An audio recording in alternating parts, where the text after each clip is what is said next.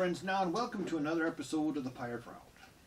I be Captain Scultopus here, be the Scarlet Raven there, and this be our friend here from the Southern Harbour, Captain Turner. Now, as we do every episode of the Pirate Round, we start off with a toast to our friends. And we're pouring out the Jamaican Mountain Red here from the Crystal Skull. That kind of crystal skull that would make any sane human being run away screaming in terror. But since we're pirates, we don't really care. We're not afraid of much. So, seal it up before the genie gets out here. Take that, genie. And we say to you friends now, welcome to the Pirate Round. This is for all our friends here who are watching, who can't be here today, who would like to be here but aren't. Who have passed away, and then also friends we've never met. And we say to you now, Yar har. Yar har.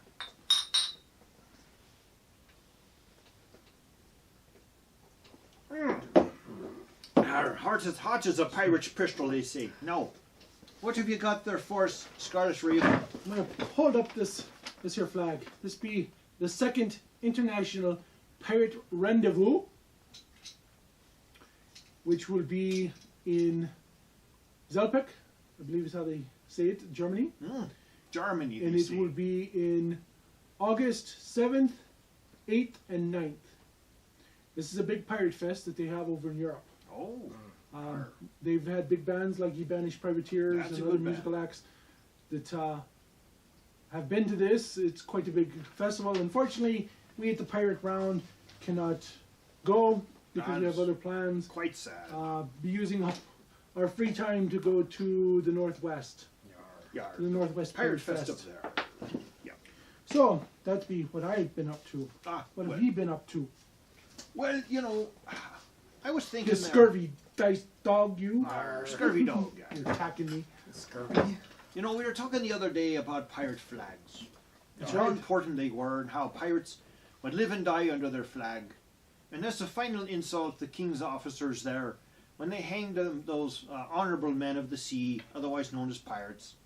Well, they would hang them under their flag as a final insult and to show them, king's authority trumps yours all the time there. So we're taking your colours down, we're hanging you under them, and then we're burning them and hanging them along with you. So what else are we going to do about pirate flags today? Well, you know, there's a lot of myth and legend, facts and falsehoods about them. And, you know, we hit upon quite a few flags last time, you know, with Blackbeard and Sam Bellamy and Edward Lowe and a few other, John Quelch, just to name a few. And you know how a lot of times the flags were misconstrued. They were wrong. A lot of them were modern inventions. They didn't come around until the 1720s, 1730s. A lot of it, you know, is just wrong. What we know now, there's a book. It's a really easy, thin book by E.T. Fox that has a lot of this information in it, which is where we got a lot of our information. Not to mention scouring books and other stuff. But so I thought we'd hit upon some more pirate flags today. Well, there you go. So I'm going to put up this flag here.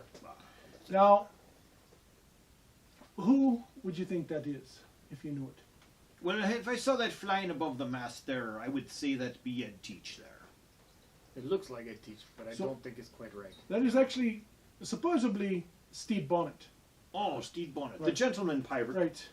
This was actually a later invention. There's no satisfactory source that exists or has been found. Supposedly this was from 1717, November 1718 time frame with Stede. But, you know, it's an interesting flag. You know, you have the death head, you have the dagger, the heart, and the femur. Yar. True, look at that. Dagger. Yeah, just about all the symbology that you would have is present in that flag. Yar. Is that true? That's Now, if Stede actually flew a flag, they believe one 1717. thing, and it was probably a death's head, which we showed, you know, in previous episodes, which you'll probably see flash up here real quick. Yeah, another thing is he may not have flown a typical death's head. He may have just have flown a black flag. Right, the black flag Very or the common. red flag. Or even a red flag, yeah. Oh, look at that. Or even the flag of a nation, you know, whether True. it be England or whatever. Well, you know, he was from Barbados, was he not there? Right. Or Jamaica? No, Barbados. He was a planter. Right, he was a planter. We won't hit a lot about on Stede, but Stede was he was of the gentleman class. He was. And he had wife and children, and he was quite well off. Mm-hmm. And you know, he just why he gave it all up to go become a pirate, you know, is kind of beyond, you know, whether it was a nitpicky wife, which a lot of people say that, you know, his wife was a nag and picking at him all the time, and he just got tired and fed up with it, so he left. And he ended up meeting up with Edward Teach, or Edward Thatch, and Thatch took his ship, the Revenge, and it was a fine Jamaica sloop that he had built. Custom built, yeah. And Teach used it to quite a good end. And later on, Stede got it, but we're not going to hit much upon the Stede and everything at this time. Not yet. So we have, I'll show this real quick. The anatomy, the death's head, the hourglass, and the dagger. Now, do you know who that one might be? I have no idea. I've seen it before, but I don't know who it is. Now, a lot of these flags are quite famous. I don't waving that cutlass, who did? Well, I don't know. I'll take a guess and say Black Barty. So this was actually Walter Kennedy. Oh, 1719 to 1721. Now, description found in a letter written by J. Evans to Charles Johnson describes the flags flown by a Captain Kennedy as a black ensign with a figure of a man with a sword in his hand and an hourglass before him with a death head and bones. It is believed that Captain Kennedy mentioned in the Evans Johnson letter was not the Walter Kennedy the letter served, as Bartholomew was not the Walter Kennedy. That letter served as Bartholomew Roberts' lieutenant before becoming captain himself. Also attributed to Jean Thomas Dulaien. So as you can see, a lot of these flags have multiple, you know, someone says it's such and such and such. Right, you know, attributed to more than one. And it's quite interesting. You've got your anatomy. Yar. You've got a different kind of a death head. It's not like your typical skull. It's got a regular person's nose, but it's clearly emaciated, clearly a death head. Yeah, he's got the bones under there. It's definitely something threatening because he's got this hourglass in one hand and the cutlass in the other. Right. Yeah. It's got about everything you could imagine to put on there that people would recognize, you know, in different symbology from that time. So you get the point across for sure. Right. So next, little complex. You got all these different pictures everywhere. The three death heads. Oh, here's even more pictures. They're trying to outdo each other about how many death heads you got. Right. Oh, I'm going to put a death head. I got 10 death heads on mine. One is scary. I got a polka death head flag. I have a death head every little bit. That's right. So this is attributed to Jean Thomas Dulaien per Edward Fox in 1727. Okay. So I'll hold this up. 1727 description: black with white markings, and for devices, heads cut off with a cutlass. The rest bones and ascend glass. The phase, a head cut off probably means a skull, but there is no indication of the layout or number of the items that were listed. So it may not be arranged like this at all. It may not be scattered about there. Could be one in each corner or something, or. I mean, we've got a couple of hourglasses just for balance here, for Time symmetry. up. Time up. I mean, it's not a bad arrangement, but it is a bit complex. It is. You see that? You have to. You got the bones. You know, like okay, 1, 2, 3. Now, who is it that had the 3 heads and the 2 glasses? Trying to decide whether we should surrender to this pirate. I can't remember who it is that has the 3. Was he that fierce or not? Was he? Maybe he wasn't that fierce. Maybe we can take him. No. He had the 2 death heads and the 3. You know, the 3. I think he's overcompensating. Maybe he's not that big of a pirate after all. Yeah, he may not be that deadly. I mean, he's got to throw more skulls on there. That's right.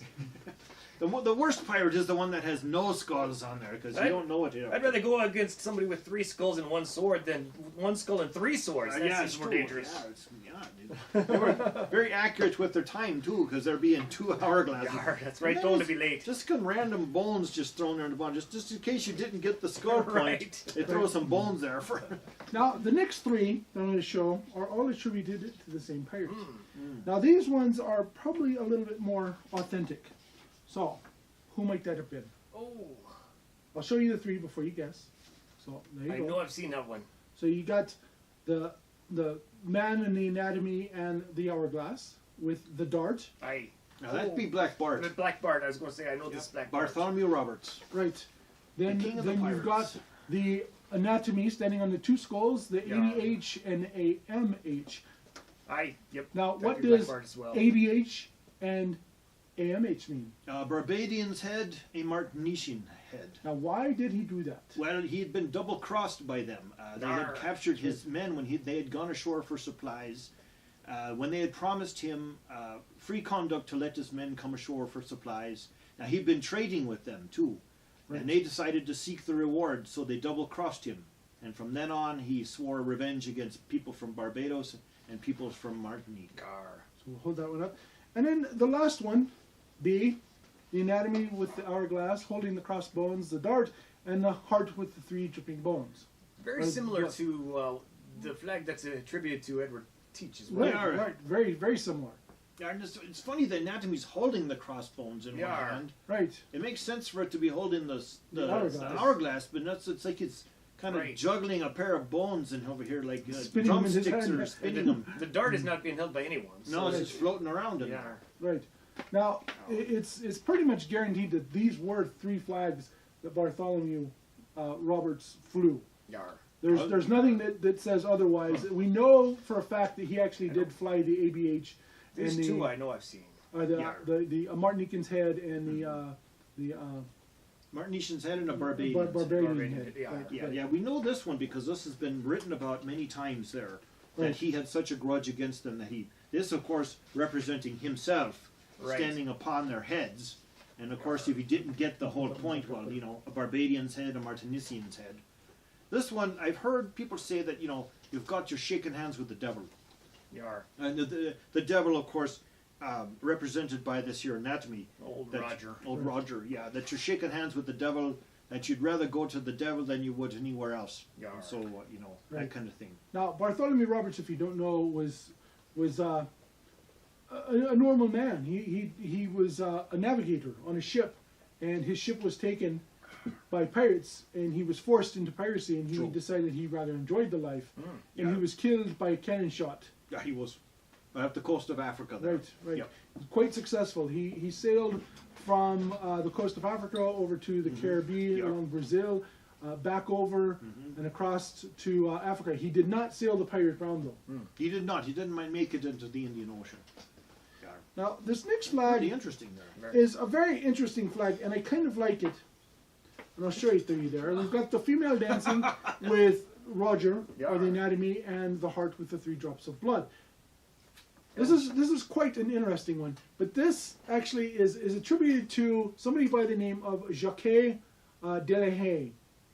Back from the Dead Red. Now you may have heard some people say Back from the Dead Red, but there is 0 evidence of a Jacquotte Delahaye whatsoever from the period, or that she was a real person at all. There were stories and exploits and attributed to Leon Triche, who was a French fiction writer of the 1940s.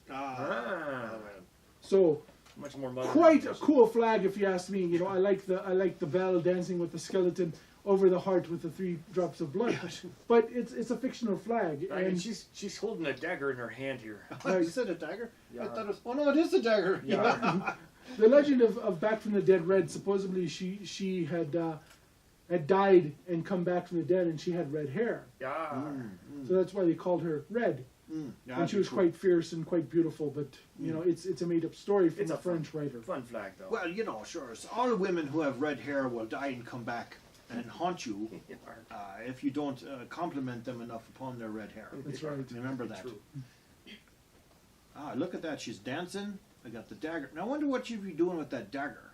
Oh, I think maybe that's where the 3 drops of blood came from. Maybe. Stabbed somebody and took. But it's an interesting flag nonetheless. Yeah, that's quite complex. But it's a false flag. It's another story. I pretty much guarantee that was a false flag made by a French writer in the 1940s, because that's where she first showed up.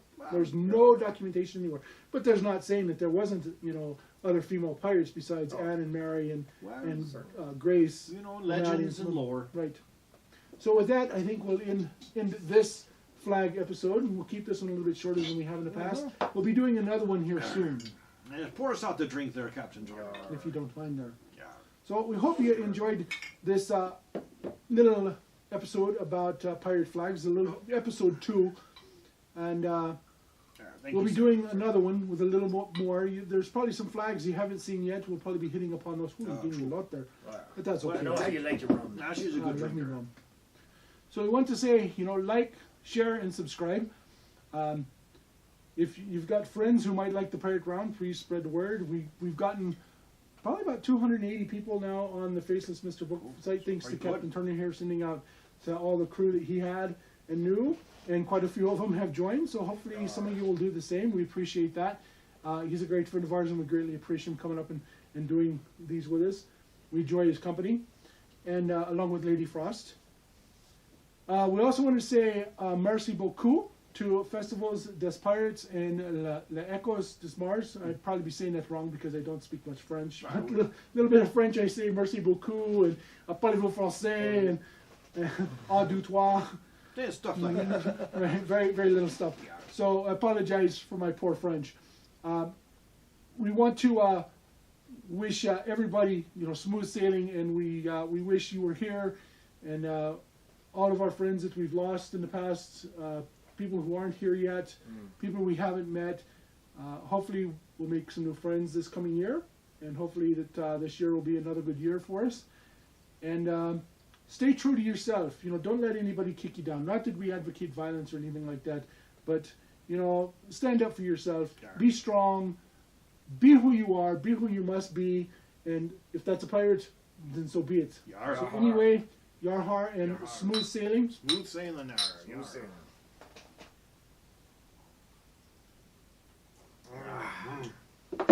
That right there.